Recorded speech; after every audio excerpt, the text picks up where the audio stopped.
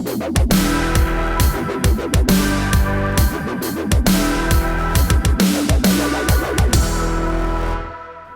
it's with a deep sense of shame that I'm able to report to you that one of the greatest crimes against humanity happened right here in our own country, in the United States of America, when just a few days ago, a man got on an elevator at a hotel in San Francisco. And when he was asked by people what floor he was looking for, said, ladies' lingerie.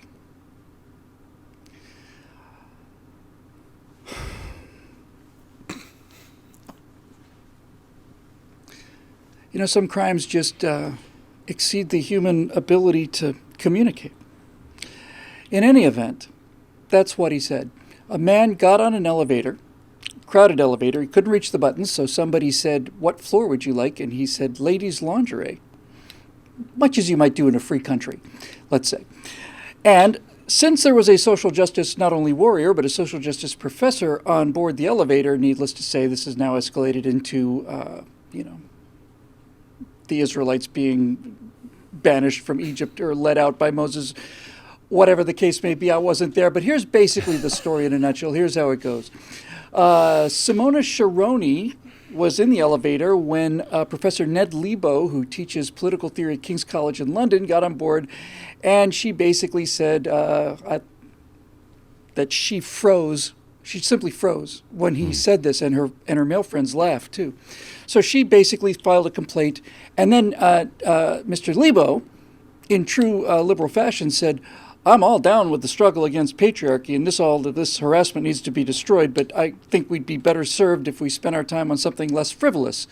And then to call this entire travesty, this assault, this degradation of this human being frivolous, well, that's what really set it into motion. And she ought to know because, according to the story, she's a survivor of not sexual abuse, but she's a survivor of sexual harassment in the academy. She survived that. And she's quite shaken by this incident. So basically, here's what it comes down to. Guy gets on an elevator and tells a joke. And I want to say one quick thing, by the way, and this is just pure speculation, but to give you some idea of the context about ladies' lingerie if you're younger than a certain age, I am going to assume that when he teaches King's College in London, that he has spent some time in England, if he's not English himself. So let me present to you now the appropriately named single episode of Are You Being Served? This one is called Big Brother, if you believe it or not. And here is the opening theme from this very famous British sitcom.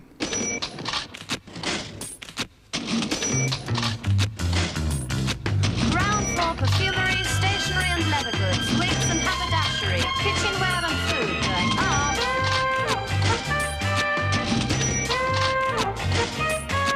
First floor, telephones, gents' ready-made suits, shirts, socks. You see, in department stores, you would often have them divided by floors, and people would say, as a running joke, where are you going? Ladies' lingerie, as a running joke. But the days of making jokes, and certainly the days of shows like Are You Being Served, are well behind us back in the days of freedom of speech and when people had fun and not everybody was trying to climb Mount Everest of who's the most offended. So, Scott, what kind of punishment do you think is appropriate for this Ned Lebo?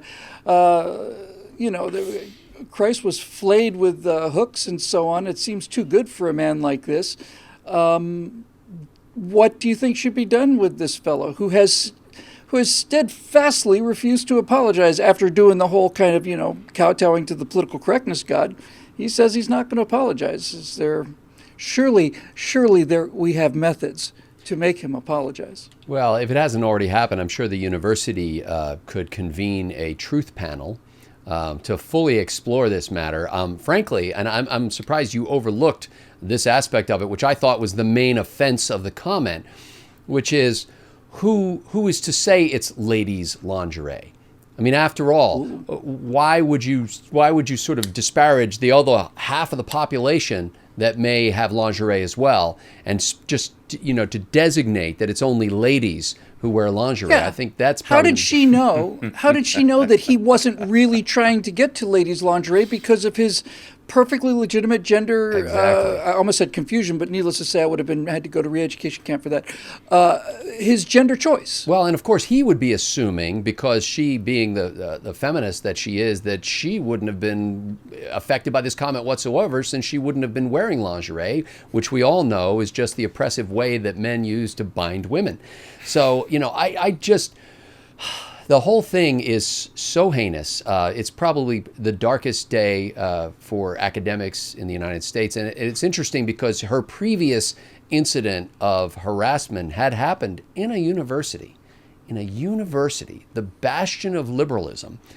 Somehow they hired somebody that was in a superior position to her that exerted his power in a sexual manner over her.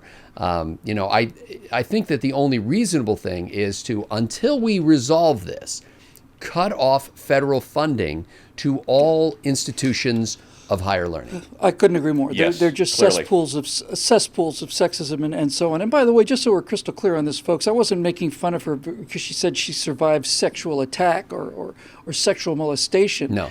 She said she survived sexual harassment at a university. She survived it. Seems a bit strong to me. Well, and I think the fact that it Especially was in a university is the disturbing part, frankly. Especially considering because what they sexual say about harassment us. can be a kind of awful situation to be in. Yes. But the Yeah, fact that this yes. happened among the academics who are supposedly above all of this and teaching the rest of us how to avoid it. Steve, this is a subject we've touched on several times before. There seems to be a kind of a distant rumbling, like a far-off freight train that's on its way, that the people are starting to have had enough of this kind of BS. My personal feeling is if somebody had said that to me in an elevator and I make a simple joke like that, I would have had a 2-word reply and it wouldn't have been, excuse me. Do you think that I suspect that even the left now, we've seen time and time again where the most progressive leftists are being eaten by their own, creation. This Frankenstein monster of who can be the biggest victim is actually tearing them down too. Do you think that people have had enough of this nonsense? Oh, yeah. You know what? I hope so. I hope we're getting to that point. Really, the key to this whole story is in 2 words that you read in the intro, and I'll get to what those were in a minute. But it reminds me of something a dear friend of mine from way back when used to joke about, and that if you ever had some little sort of questionable judgment, but that you ended your explanation of it with, when I was in college, then everything's forgiven. Oh, yeah, I used to wear a mohawk in college. Or, yeah, I smoked some pot in college. Yeah, I used to tie squirrels together in college. And people would understand. You're young, you're experimenting with your first taste of adult freedom and all the rest. And the key to this story, Bill, is in 2 similar words. In San Francisco. That right there explains so much. I've had a 30-year almost love-hate relationship with San Francisco. It's so beautiful in so many ways. It's so liberating in so many ways, and it's so oppressive in even more ways with the groupthink and the petty grievances that aren't even actually grievances turned into political crusades. It reminds me of Las Vegas. I love Las Vegas, but I want Las Vegas to be one city over there that my wife and I can go to from time to time, and I like having San Francisco over there, and I can visit from time to time. The problem is that San Francisco and the Bay Area have had a lot of success in imposing this stringent political groupthink on the rest of the country. And Bill, as you say, I don't think the country is going to take it for too much longer. Bill, can I just add something? And we've said this before in episodes like this when people do stuff like this. This woman's civil rights protest, call it that, cheapens the disaster and the harm and the trauma that happens to people who actual actually people. suffer That's exactly from right. sexual harassment, from rape, from abuse, from situations like this that are really egregious. And this woman tries to sort of throw her lot in with all that and say, "Hey, I'm like you. I'm being oppressed." And Me and it's too. just a slap in the face to all of the women who have actually endured terrible things and deserve justice. Yeah, what's a Weinstein Yes, victim and supposed this, to say and to this I'm glad woman? you said it because it's basically my close. One of the three closest people in my life was a victim of sexual harassment for 2 years, and it destroyed her. It just absolutely destroyed her. She just, it completely crushed her. And I was the person who wanted to just go in there with a crowbar and start asking some questions. So I'm not trying to be flip about actual genuine sexual harassment. What I'm mocking, because it deserves to be mocked, is the sense that this woman was shaken by this, shaken to the core. This is not a world for you. And, the entire planet does not owe a change in our behavior so that we can never, ever, ever upset the most psychotically insecure person on the planet. It's not up to the rest of us to make sure that the most easily offended person in the world is never offended. See how that works? Too bad. You didn't like it? Too bad. If you really didn't like it, you could say, I don't find that funny, or you could do whatever you would.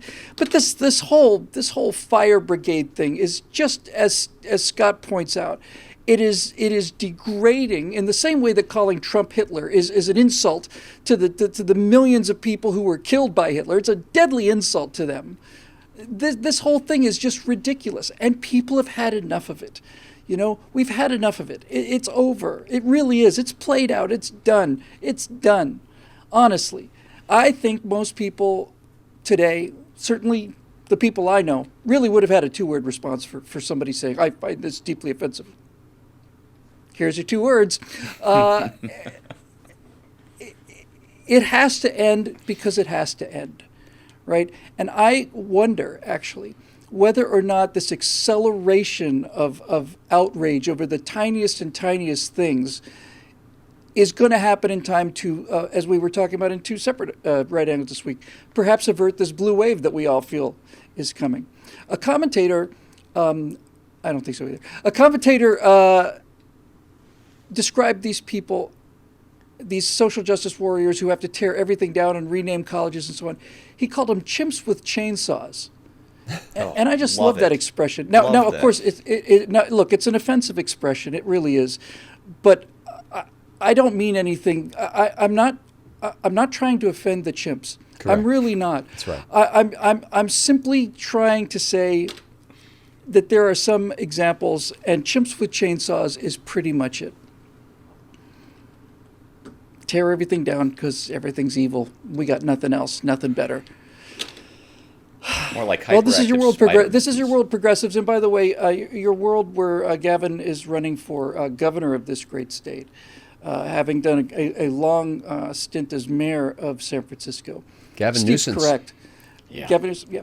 Steve is correct. San Francisco is, in fact, one of the most beautiful cities in the world if you can manage to step over the human excrement and the needles that are in the streets of this richest and most progressive city in America.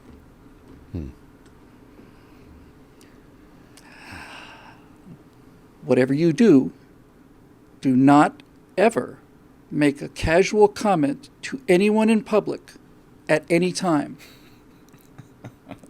Oh, I'm because somebody might be offended here in the land of the free and the home of the outraged. Not another milestone on the road to hell, ladies and gentlemen. We just like we're trying to measure our speed by taking little timing lapses to see how fast they're coming. I do think we're accelerating. But that'll do it for this right angle, made possible by many of you people who still have a sense of psyche. You still have a psyche intact, more or less intact. And for those of you, we're very grateful to have you, and we'll see you next week.